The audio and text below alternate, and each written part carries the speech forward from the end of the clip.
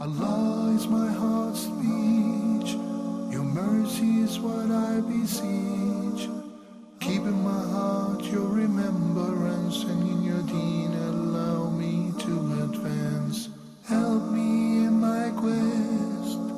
Permit me to pass the ultimate test. Help me in my quest. Permit me to pass the ultimate test.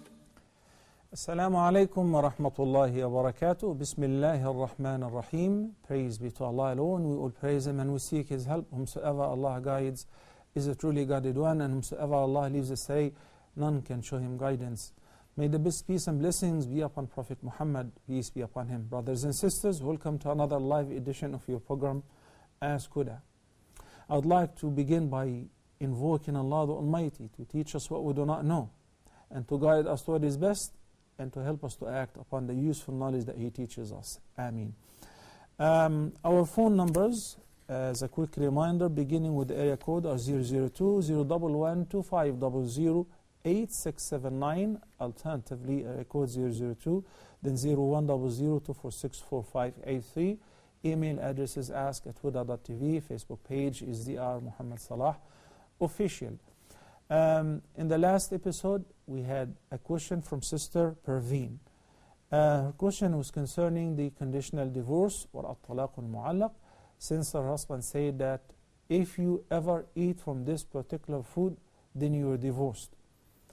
And she said that her sister-in-law provided her with some food, and unknowingly she ate out of this food, which happened to be the same, that the husband put it as a condition that if you happen to eat from this food, then you will be divorced. So what would be the condition? The answer is, since it was not your choice, you did not eat from it deliberately, you have no idea that that is the same food that your husband said you should not be eating, or else you be divorced, then it would not affect the promise or the covenant that he made, and you're not divorced because you did not do that deliberately. Barakallahu feek. Assalamu alaikum wa rahmatullahi wa barakatuh. Chayan from Pakistan. Assalamu alaikum. Alaikum assalam wa rahmatullahi wa barakatuh. So, how are you? Fine, alhamdulillah. Thank you for asking. I just want to thank you for guiding us to the right ways, and may Allah bless you with Janatul Firdaus, Sheikh Salah. Ameen, and same to you, brothers. Jazakallahu khairan. I hope you pray for us as well. Yes, indeed. Yes, indeed. Alhamdulillah wa shukrillah. Sir, I have two small questions, if you can answer my question. Yes. The first one is it permissible for a woman to change her surname once she gets married, or she cannot change? Is there any prohibitions or any restrictions? This is my first question.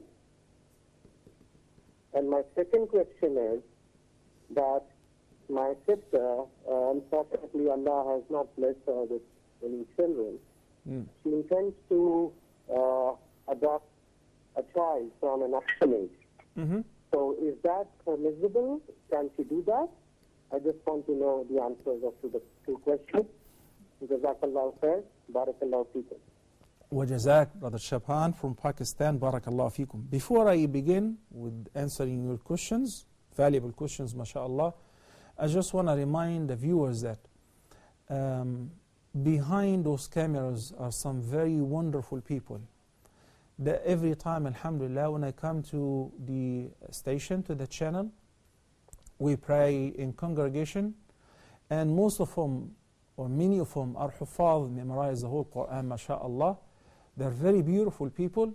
So if there is any credit and reward, inshallah, they deserve that credit. May Allah bless them all. And may Allah bless you, brothers and sisters. This is just a reminder, whenever somebody calls and say, thank you, Sheikh, I perfectly understand. Thank you for the 35 individuals, 35 personnel who are working for Huda TV. There is also another like 15 people who are freelance and part-time, but the full-time workers, about 35 people. May Allah bless them all. May Allah bless all of those who are supporting the channel in a way or another. And may Allah subhanahu wa ta'ala help and bless the viewers as well. Jazakum Allahu khayran. I just love this job. I just love to come to the channel and see those beautiful people here. And I hope that one day, some of you can come and visit and see how wonderful are the people here. May Allah bless those who are running this channel. Ameen Ya Rab. Shaban's first question is with regards to the woman's surname. Whenever she gets married, is she allowed to change it to have her husband's name instead? No, that is not permissible. And you see how Islam preserved the woman's right to keep her own name, her own surname. She would not get to change her name for any reason. This is your father. And Allah the Almighty said in Surah Al-Ahzab, "Ud'uuhum li'ābāئihim huwa aqsatu 'inda Allah." It is not permissible for anyone to have a different surname than his original surname, have a different last name than the last name of his own father. It is considered a major sin. And subhanallah, in the West, whenever a woman is divorced, and whenever she gets married, she changes her surname. Then if she's divorced, she has to change the whole thing because she's not, the same person anymore. I'm talking about the surname. Then she goes back to her father's name. Then if she marries somebody else, she changes the father's name. It's like, a spare name. That's not right. This is your name. Why doesn't the husband change his name to the surname of his wife? Neither one is permissible. You should be proud of keeping your own surname. It is not only about being proud, it's about, this is a command from Allah subhanahu wa ta'ala. No one is allowed to change his surname. Now you ask another question which is relating to the first one and within the same context of Surah Al-Ahzab. Your sister has not been blessed with a child. You never know. Maybe she's blessed with not having a child. You never know. Study the story of Musa and Al-Khadr. So يهب لمن يشاء إناثا ويهب لمن يشاء الذكور أو يزوجهم ذكرانا وإناثا ويجعل من يشاء عقيما. Allah knows best what is a blessing and what is not. وَنَبْلُوكُمْ بِالشَّرِّ وَالْخَيْرِ فِتْنَةً. We try you with what is evil and with what is good. But with regards to answering your question, is adoption permissible? To adopt an orphan. Well, the Prophet ﷺ said, أَنَا وَكَافِلُ الْيَتِيمِ فِي الْجَنَّةِ كَهَاتَيْنِ. The person who looks after an orphan, sponsors an orphan, will be so close to me in paradise like these two fingers. And he pointed with the middle and the index finger. So your intention should be not just to entertain yourself because you don't have a child, but also, I would like to be with the Prophet ﷺ in Al-Firdaus Al-A'la, and I do have the means to adopt a child or two. But keep in mind what we mentioned in answering the first question. The child should keep their own father's name, their own surname. You do not give them your husband's name. Because Allah the Almighty said, أُدْعُوهُمْ لِآبَائِهِمْ هُوَ أَقْسَطُ عِنْدَ اللَّهِ. And this ayah was stated concerning the great companion Zayd bin Haritha, may Allah be pleased with him. When the Prophet ﷺ adopted him, then he gave him his own name. So he was given the name Zayd ibn Muhammad. I will continue inshallah after this call. Assalamu alaikum, Sister Aisha. Welcome to Ask Huda. Hello? Raise your voice, please, Sister Aisha. I'm calling from Egypt. Could you please raise your voice? Oh. I have to... Okay, hello, can you hear me? Sister Aisha, mute your TV, please, so that you can hear me and talk to me from your phone, from your handset, not from the TV. Do that first. Okay. Mute your TV, please. Assalamu alaikum. Yes, now raise your voice. Wa alaikum assalam wa rahmatullahi wa barakatuh. I have two questions, Sheikh. Yeah? I have two questions. Go ahead. My first question is, I have gold, like kind of not very big, let's say maybe not that very big like necklace and earrings. So in my country, they said that after I need to be removing the card for that earring and the necklace. So I want to know what exactly the How much does it weigh? Hello? How much does it weigh, the necklace? Yes, the necklace it weighs, with the earring it weighs 35 grams. How much? 35 grams. 35. The whole thing that you own is 35 grams? Okay. That everything I have, everything kullu, I have, it weighs like 55 grams. Okay, great. Yes. Besides that, Sister Aisha, do you have any savings somewhere? Do you have any investment? Or that's it? Hello, I can't hear you say what? Okay, can you hear me now? No. Yes, I can hear you now. How did you know that? I'm asking you. Can you hear me now? Yes, I can hear you. Okay. Do you have, besides the gold, any saving, any cash that's set aside, any investment, any shares in any stock? I didn't get you. I just have it just where to have people, maybe if it's investment or anytime. If I have problem, maybe I can sell it. Okay, The okay. purpose is just to wear it and... Okay, Jazakillah khairan. I got your question. Do you have any other questions? One question is, my daughter, she is kind of, she started her period before she is 10 days. So, like, she is kind of having problems with salat. At times she will do it, all these teenage problem issues. So I'm afraid that there's any, if she dead, God forbid now, is it her question the same thing with my age, or let's say 40 years, the same thing? How old is she now? How old is she, Sister Aisha? She started her period before 10 years. Before 10 years? Yes, and now she is 10, alhamdulillah. And, okay. So, the way she is behaving, at times she will pray, at times she will lie that I prayed, or this children issue. And she used to jump around all these children, the students is still doing it. So I'm afraid of her life of hereafter. Okay.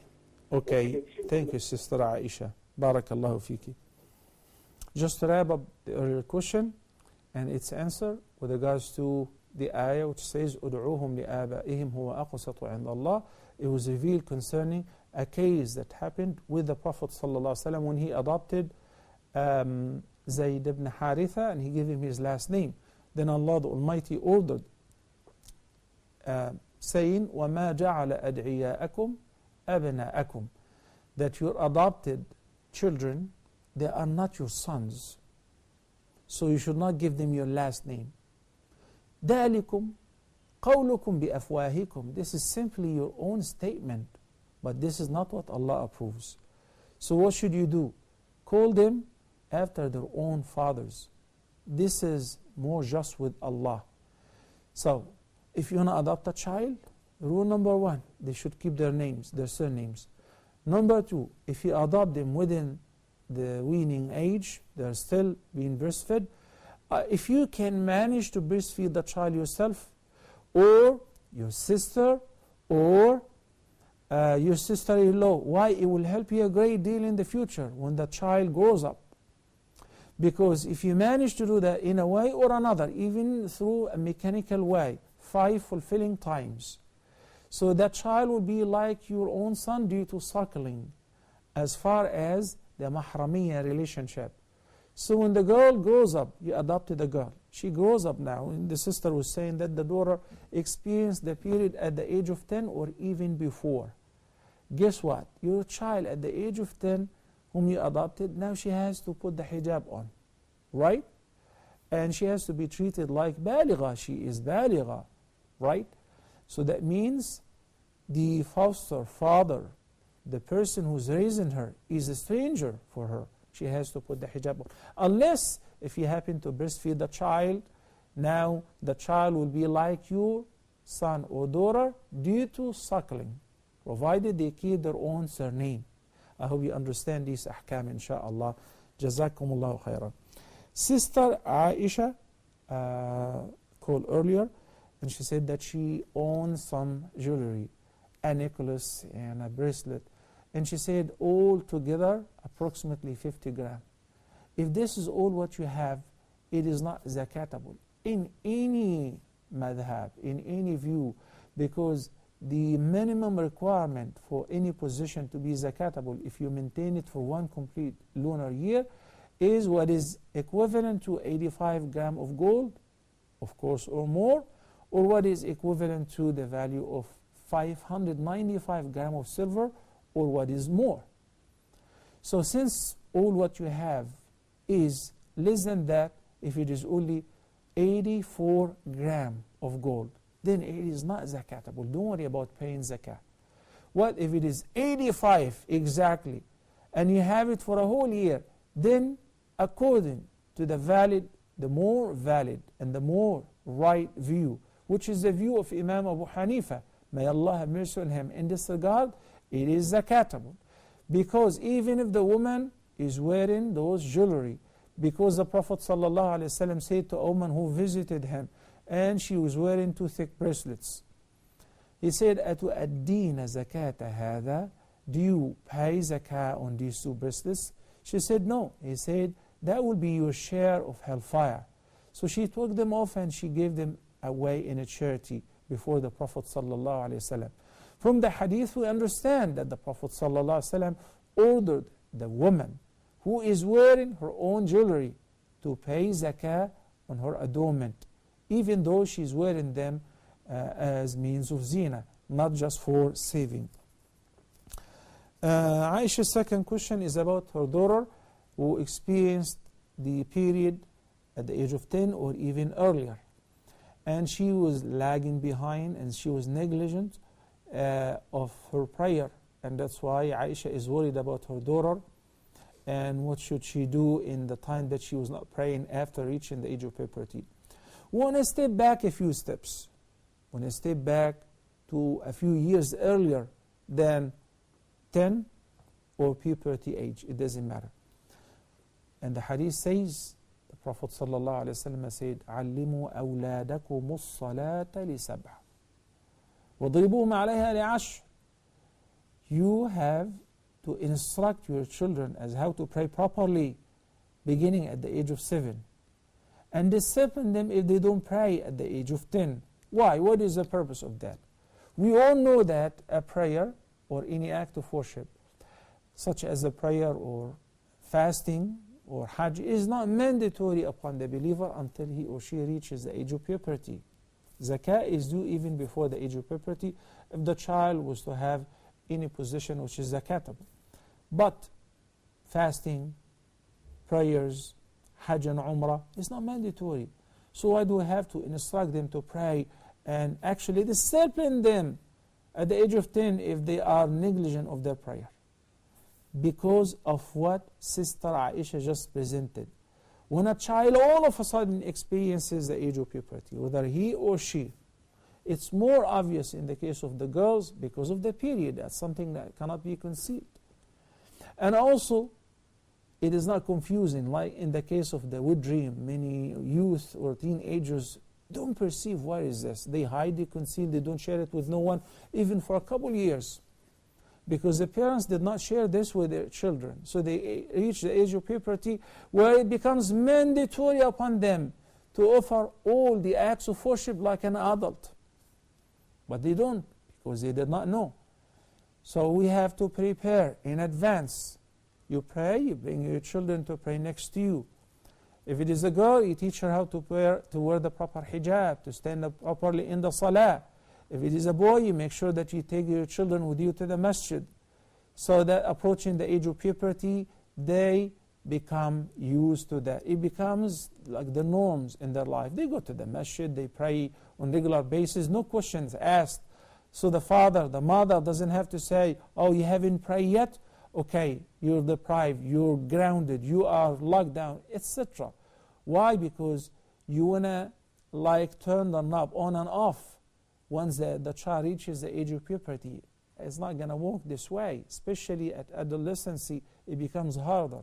But as you prepare them in advance, علموا أولادكم الصلاة لسبع. Officially start training them and teaching them how to pray properly, how to stand up in khushu' and make all the arkan of the salah with tranquility at the age of 7. Does it mean that before that it is not important? No, it doesn't mean that. But it means this is the latest age to be negligent of teaching your children how to pray. But of course, when we accompany them with us, when we teach them how to pray earlier, that is even better. But at the age of 10, that's it. Because of the risk that a child may reach the age of puberty and he or she is not used to it, not used to fasting, can't afford it because they haven't tried. They don't know how to sit, whether at-tawarruk or al-iftirash in the prayer, because they are not used to it, they are struggling. They are athletic, they do a lot of moves, but in the salah, they are struggling because they were not trained. You see actually some adults, grown-up people, looking around while praying because they are new to the prayer. Do not wait until they reach this stage. Reach them beforehand. Now, Sister Aisha, having said so, any prayer that your daughter or any person have missed after reaching the age of puberty, it becomes mandatory upon them to make it up. So convey my message to her that as-salah is the greatest connection between the servant and the Creator. And as-salah is one of the means of giving thanks to Allah the Almighty for His countless blessings that He bestowed upon us. As-salah has countless merits and virtues, amongst which that since we are as human beings inclined into sinning, that every prayer erases the sins which were done before it and between two different prayers. As-salah is the most wonderful opportunity to get to speak to Allah and to have a private meeting with your Creator. As-salah is a peace of mind. As-salah, as the Prophet ﷺ said in the prayer, أرحنا بالصلاة يا بلال, which means call iqamah so that we can have some comfort. Comfort in what? Peace of mind in what? In having a meeting with Allah subhanahu wa ta'ala. Barakallahu feekum. Brother Mahmoud from the KSA. Assalamu alaikum, Mahmoud, and welcome to Ask Huda. Assalamu warahmatullahi wabarakatuh. Sheikh Muhammad, actually I just wanted to talk to you if possible, if I can get your number so that I can contact you later. I met you during Hajj here in Saudi Arabia, and I have very important things to discuss with you. So can I please take your number from the control? They will be happy to provide you with the number. That soon after the program, inshallah, we can talk. Or if you just give us a few minutes to offer the Aisha prayer. Barakallah fikum. Thank you, Brother Mahmoud from the KSA. Okay. Let me not mention the name of the questioner, and I will tell you why. But the question says, when I was a little bit younger, I stole some things that I regretted of doing so. Can I give the in charity for them as means of paying them back?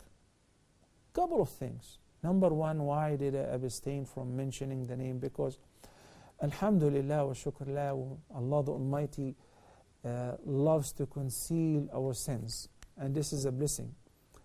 And He taught us that whenever you commit sin and Allah concealed it for you, there is a great possibility that Allah subhanahu wa ta'ala will forgive it for you because He concealed your sin for you. So do not expose yourself. So I'm not going to do that. I'm not going to say the name in front of millions of people. This person says, I committed theft. And similar questions, I abstain from mentioning the names of the questioner. So you can trust us with this regard, inshallah. Secondly, when you say, when I was a bit younger, like how young? Because if you were like 16 and 17, you have already reached the age of puberty. You're an adult. You are fully responsible. The good for good and the bad for bad. Before the age of puberty, the good for good and the bad is forgiven. رُفِعَ الْقَلَمُ عَنْ ثَلَثٍ. The pen which records our actions, good or bad, does not record the bad deeds of a person who is under the age of puberty. A person who is asleep or unconscious until they wake up or come back to their consciousness. Okay? In this case, you say that you committed a theft. You took a property of somebody, and now you regret. Besides regretting and repenting, the property must be returned back to its owner. If you know the owner, I know the owner, but he's dead. Give it to his heirs. When I actually do not know the owner, I cannot locate him. He was our neighbor, I don't know what happened to him. Or he was in a shop and I don't know what happened to the person. In this case, if you lost contact with the person whom you stole something from, in this case, you can give the value of this item, if it is an item or the cash, in a charity, and the intention will be to grant the reward for this charity for that person, for the owner of this property which you stole from him or her. So this is an alternative, provided that you do not know the person, you cannot locate the person, you lost contact with the person. But if the person is known, إِنَّ اللَّهَ يَأْمُرُكُمْ أَن تُؤَدُّوا الْأَمَانَاتِ إِلَىٰ أَهْلِهَا. Allah commands you that you should render back the trust to its owners. That if you know the person. Well, let's take a short break, and inshallah we'll be back in a couple minutes. Please stay tuned.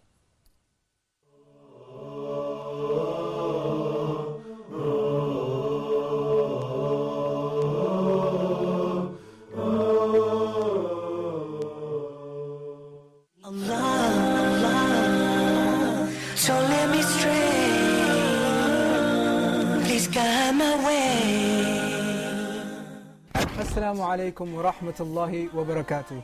Welcome to another episode of Let's Talk on your favorite channel, Huda TV. I'm your host, Arkham Rashid.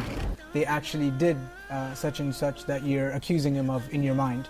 So now I want to start off with my right-hand side, Brother Ahmed. If you can just tell us what your thoughts were on that video. What can you extract from that video? Would you say some of the youth turn to drugs, especially in your country, if they don't have jobs, or it's because they want to get away from their daily normal lives? Would you say that's a reason? Absolutely, that's true. Some people just resort to drug as the last option because they get themselves straight out and they're instead of depression, but they don't know where to turn for help. Sports per se is like a communal social activity, whereas it collects the community together and it bonds brotherhoods together. It's very social in its aspect where you interact with your teammates or your players in a team. So I think a message would be just to stay completely away from it. Even we can say, oh look, it's haram.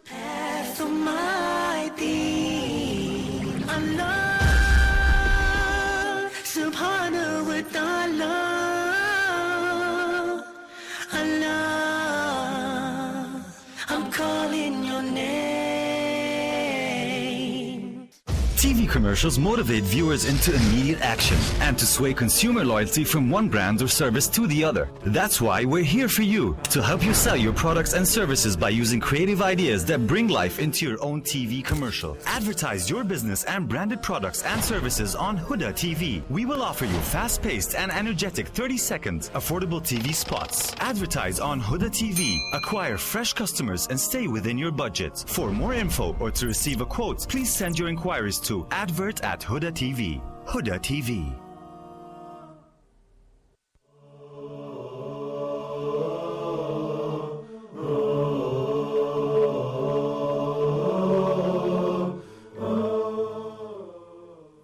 Assalamu alaikum wa rahmatullahi wa barakatuh, and welcome back. I was just told that we have activated our landline. So the landline, which should have a better connection, is area code 002 then 02 38 555 249. The number should appear on the screen as well, along with another mobile number, which is area code 002 then 011 2500 8679.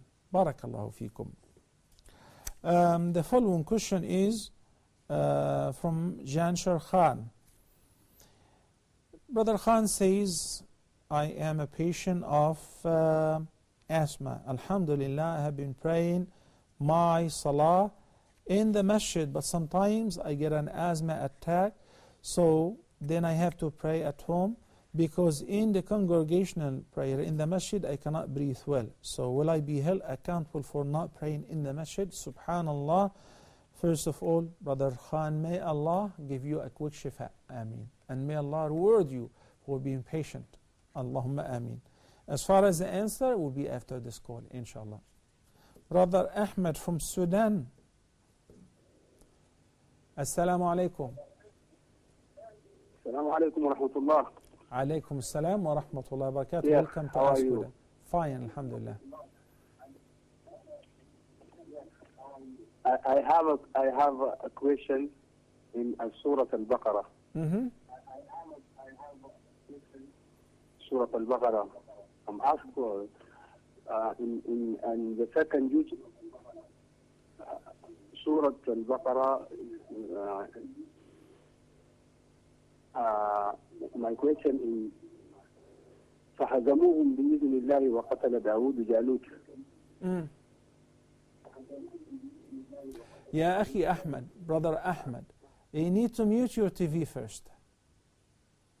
Prophet or Ahmed, what? can you mute your TV, please? I'd like to know. Okay.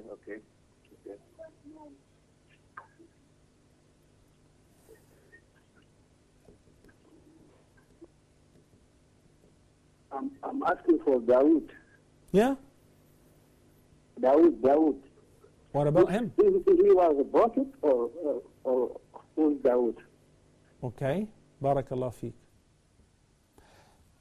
Prophet Dawood alayhi salam was both. Was a king and a prophet. And he was the first to combine both the kingship and the prophethood. And Allah the Almighty said that وَقَاتَلَ دَاوُودُ جَالُوتَ. When Dawood joined the army of Talut, and it was Dawood, the young man, he was still youth, he killed Jalut, the tyrant, disbeliever. وَآتَاهُ اللَّهُ both الْمُلْكَ وَالْحِكْمَةَ وَعَلَّمَهُ مِمَّا يَشَاءُ.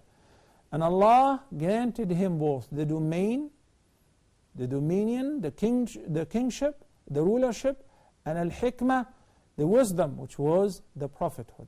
وَعَلَّمَهُ مِمَّا يَشَاءُ. And he taught him from whatever knowledge that Allah the Almighty wanted to teach him. And he used to judge between people. It's a very interesting story, the story of Talut and Jalut. And Dawood was a soldier in the army of Talut. It's a beautiful story mentioned in Surah Al-Baqarah. I hope that answers your question. Okay, so Sister Zahra from United Arab Emirates. Assalamu alaikum, Sister Zahra. Walaikum assalam wa rahmatullahi wa barakatuh. Sheikh, I have got one question. Regarding shaving the hair for the girls. One of my colleagues asked me to check with this. Can you shave the girl's hair for around 4 years, about 4 years? Can we shave the hair as many times we can? For the boy, for the girl. What is the purpose of shaving the hair of a 4 years old girl? Just to grow, nothing like that. She doesn't have any problem. Just as it is, like to get the good hair, like strong and long hair. I see. Okay. No, it's not permissible. It's not permissible to shave the head of a girl. Yeah. You said she's 4 years old. Okay. Do you have any other questions? Yeah, I've got one more question. Sure. Whenever I pray my salah, in the first rakah, by mistake I pray in the one sitting to the after my sujood, by mistake I just start with the saying attahiyat. Just this much I say. Then again I remember that it's a first rakah. Then I pray regularly. Then should I make some sort of use for this, or is it okay? Okay, got your question. Assalamu alaikum wa rahmatullahi wa barakatuh. Brother Muhammad from the KSA, welcome to Ask Huda. Assalamu alaikum. Wa alaikum salam rahmatullahi barakatuhu. I just want to ask you one question. Yeah? About the, we have to visit the grave and make a pray for them. What's the etiquette? If you pass by the graveyard, can we make it, or we have to enter and go to the particular grave and make dua for it? What the way of doing it? Thank you, Brother Muhammad. Barakallahu feek. Jazakallahu khairan. طيب, I want to go back to answer Khan's question, then Zahra, then Muhammad from the KSA. Brother Khan, Assalamu alaikum wa rahmatullahi wa barakatuh. Brother Abdul Hadi from the KSA. Assalamu alaikum, Sheikh. How are you, Sheikh? Wa alaikum assalam wa rahmatullahi wa barakatuh. Just fine, alhamdulillah. Thank you for asking, brother. Sheikh, I have a question regarding the supplications. Is it permissible or is it is a bid'ah to raise the hand every time that we are doing the supplications every prayer, especially between after the adhan and between the iqamah? And also somebody told me that raising hands during the Friday prayer, during the last portions of the khutbah is also bid'ah, raising the hands during the last part of the khutbah. Can you please clarify to me about this? Okay. Thank you. You're most welcome. Barakallahu feek. So Brother Khan, the Prophet ﷺ said, إِذَا مَرِضَ الْعَبْدُ أَوْ سَافَرْ كُتِبَ لَهُ مَا كَانَ يَفْعَلُهُ. Whenever the person, the servant of Allah subhanahu wa ta'ala, gets sick or travels, whatever he used to do of the acts of worship, whenever he was healthy and whenever he was resident, would be still recorded for him on full, even though he could not do it anymore. In your case, because of the sickness, you could not go to the masjid anymore. You mentioned initially that you used to pray the prayer in congregation on a regular basis, and you love to do that. But now because of the asthma and the difficulty in breathing, you can't do that anymore. And you're asking whether you're blameworthy or not. First of all, you're not blameworthy. And I would ask you not to go and risk your health whenever you know that it can be problematic. You can have an asthma, if this is what you say. Okay? And the reward is still guaranteed the same. If a person used to pray at night and he had to travel, he missed the prayer, he will get the same reward. He overslept, he will get the same reward for praying, because he had an intention and he had a regular habit, but he did not do it for an external reason. Barakallah feek. Assalamu alaikum. Brother Mustafa from Sudan. Mustafa, assalamu alaikum. Hello. Naam, assalamu alaikum. Hello, my name is Mustafa from Sudan. Welcome to the program. Mustafa, go ahead. Yes. I have two questions. Now, one question, talk to me about the paradise briefly. Okay. The second, my paradise. Yeah, what about it? Talk to me about the paradise. Yeah, you want me to talk to you about paradise? Yeah. Okay, what else? Yes, the second question is, as a matter of fact, the first question is more than enough. We can actually make a whole program, about 30 episodes, 60 episodes, just speaking about answering Mustafa's question. Talk to me about paradise. Nice. May Allah subhanahu wa ta'ala make us all from Ahlul Jannah. Brother Muhammad from Bahrain. Assalamu alaikum. Assalamu warahmatullahi wabarakatuh, Sheikh. How are you? Fine, alhamdulillah. Thank you for asking, brother. Dua for us, our family, and my wife and my kids. May Allah, the Almighty, bless you, your family, and your kids, and all the viewers. Okay, I have one question. Can we have a pet as a parrot? Okay, what kind of pet? In Islam? What kind of pet? Parrot. Parrot, okay. Can we keep him as a pet at home? Yes, you may do that, in brief. Then inshallah, when I come to answer the question, I will support it with a reference. Thank you. Barakallahu feekum. Sister Zahra from United Arab Emirates called earlier, and she said that after she finished the sujood of the first rak'ah, she sat down to perform tashahhud, to recite at-tahiyyatu lillah, out of forgetfulness. Then she remembered. What should she do? Stand up, resume your regular prayer. Then after you finish the last tashahhud, at-tahiyyatu lillah, and before making taslim, pray extra 2 sajdas, which are known as the 2 prostrations for forgetfulness. Then make taslim. That will rectify this error that took place in the prayer. May Allah the Almighty remind us of His remembrance. Muhammad from the KSA. Whenever we visit the graveyard, what is the etiquette of visiting the graveyard? If you're passing by, do you have to enter?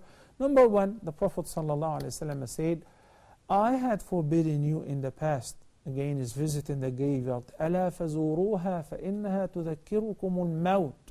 Now I'm asking you to resume visiting the graveyard because it shall remind you of death.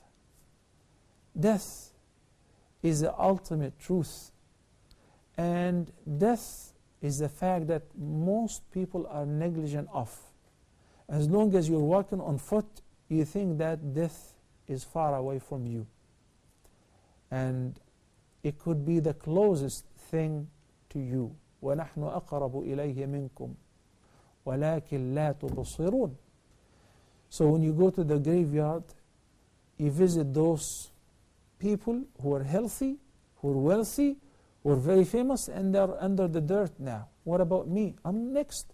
So that's why the etiquette of visiting the graveyard, you say, as Aisha asked the Prophet ﷺ, what should I do? He said, you should recite salam and recite the following dua.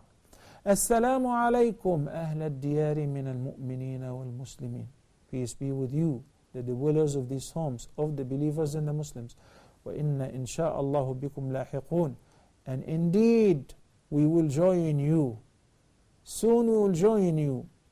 Insha'Allah. نسأل الله لنا ولكم العافية.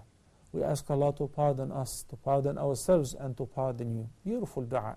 So it's a reminder for the person himself, and via the virtues of the dua, Allah makes it easy for the dwellers of the grave who are poor, powerless, have no source of good deeds other than the prayer of somebody who would pray for them whenever they remember.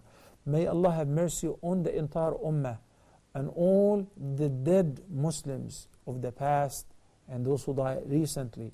اللهم ارحم موتانا وموتى المسلمين اللهم اغفر لنا ولوالدينا وللمؤمنين. Assalamu alaikum wa rahmatullah. Sister Sarah from United Arab Emirates.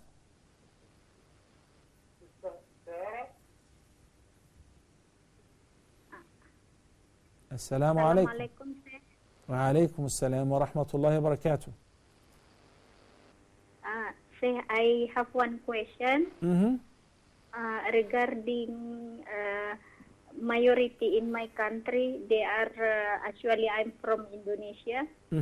Majority they are if somebody dies, so they will make like what you call, they will invite everybody to pray for 2 days or 1 week or after 1 year, like that, for somebody died. But they said only for just to say Iqra Yasin or like that. So I just want to know exactly what in the Muslim should be if somebody, family or relative died, sir.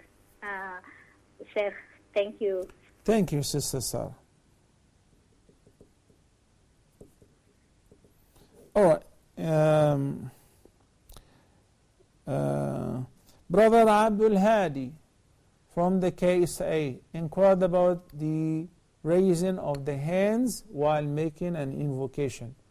Is it a sunnah? Yes, it is a sunnah.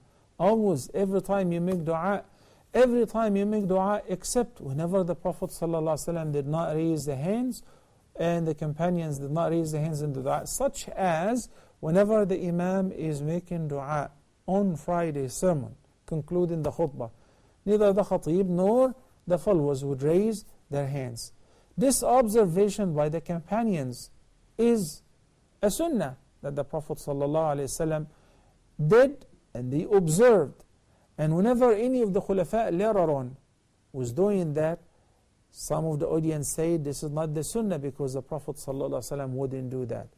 But besides that, sometimes he would raise his hands like that, sometimes very high, that his underarm, the whiteness of his underarms would show to those who are around him. So raising the hands while making dua is a sunnah, except in this position whenever the khatib is giving khutbah and he makes dua by the end of the Friday sermon.